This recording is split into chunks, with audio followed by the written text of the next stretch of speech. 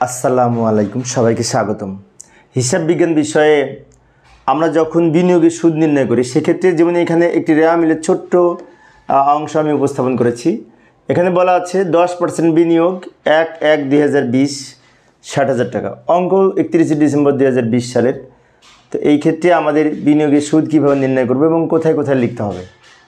তো আমরা জানি বিনিয়োগের সুদ এই 60,000 টাকার উপরে 10% হিসেব করে যে টাকাটা হয় সেটা বিনিয়োগের সুদ, এবং সেই টাকাটা আমরা কোথায় লিখব? সমন্বয়ের সমাধানের জন্য একবার আয় বিবরণীতে লিখব, মানে বিশদায় বিবরণীতে, আরেকবার লিখব আর্থিক অবস্থার বিবরণীতে।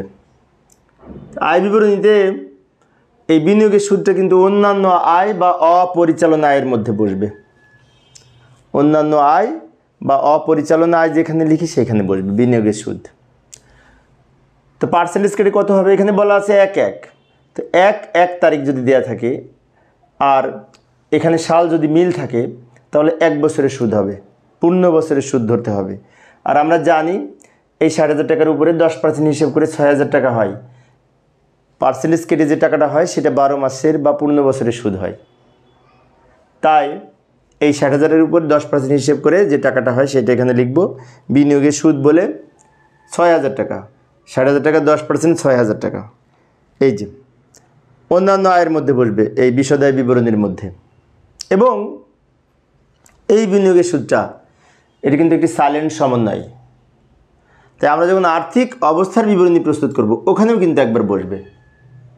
তবে আরেকটি বিষয়, আমরা অনেকে আর্থিক অবস্থার বিবরণীতে এই যে বিনিয়োগ 60,000 টাকা আছে এই বিনিয়োগের সাথে অনেক সময় এই সুদ 6,000 যোগ করি, কিন্তু সেটা হবে না। কারণ বিনিয়োগ হচ্ছে বিনিয়োগ অংশের মধ্যে বসে। আমরা জানি আর্থিক অবস্থার বিবরণীর বিভিন্ন অংশ আছে, যেমন স্থায়ী সম্পদ, বিনিয়োগ, চলতি সম্পদ। তো এই ক্ষেত্রে বিনিয়োগের মধ্যে 60,000 বিনিয়োগ বসবে বিনিয়োগ অংশে। যেমন এই যে লক্ষ্য করি, বিনিয়োগ নামে যে অংশ থাকবে সেইখানে এই 60,000 টাকা লিখব, বিনিয়োগ নামে সরাসরি শেষের ঘরে লিখব। আর এই যে 6,000 টাকা সুদ ধার্য হলো এটা আয় বকেয়া রয়েছে। বকেয়া আয় মানে সম্পদ এবং চলতি সম্পদ।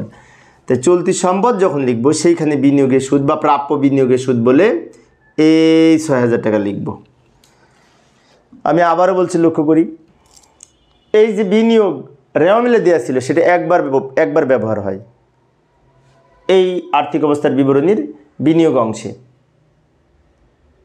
আর পার্সেন্টেজ কেটে যে টাকাটা পেলাম এটা প্রাপ্য বিনিয়োগের সুদ, এবং এইটার জন্য সমন্বয় যাবে হচ্ছে প্রাপ্য বিনিয়োগের সুদ ডেবিট, বিনিয়োগের সুদ ক্রেডিট। তো বিনিয়োগের সুদ আয়, বৃদ্ধি পেলে ক্রেডিট হয়। তো যেহেতু বিনিয়োগের সুদটা আয় তাই আমরা অন্যান্য আয়ের মধ্যে লিখছি বা অপরিচালনা আয়ের মধ্যে লিখছি এই বিশদায় বিবরণীতে। আবার প্রাপ্য বিনিয়োগের সুদ সম্পদ, সেজন্য চলতি সম্পদের মধ্যে বসবে বিনিয়োগের সুদটা। অর্থাৎ বিনিয়োগের সুদ দুই জায়গায় বসবে, একবার পরিচালন আয়ের মধ্যে আর একবার চলতি সম্পদ পাশে। তো এইভাবে আমরা বিনিয়োগের সুদ হিসাবভুক্ত করতে পারি।